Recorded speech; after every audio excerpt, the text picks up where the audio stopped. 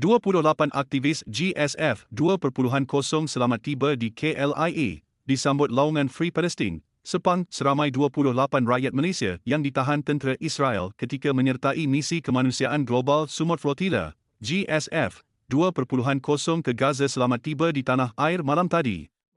Mereka bersama Ketua Pengarah Sumut Nusantara Command Center, SNCC, Datuk Sani Arabi Abdul Alim Arabi, berlepas dari lapangan terbang antarabangsa Istanbul, Turki sebelum transit di Dubai, Emiria Arab Bersatu, UAE.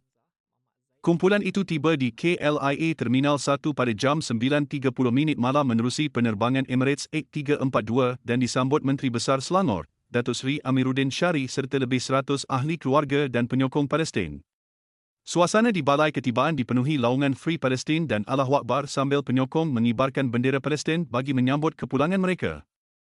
Tangisan kegembiraan, air mata kesyukuran dan pelukan erat antara ahli keluarga serta rakan seperjuangan turut mewarnai detik pertemuan tersebut. Sementara itu, seorang lagi aktivis Malaysia, Razman Mat Ali, masih berada di Istanbul bagi menerima rawatan selepas dilaporkan mengalami traumatik pneumotorah atau paru-paru bocor akibat dipukul tentera Israel.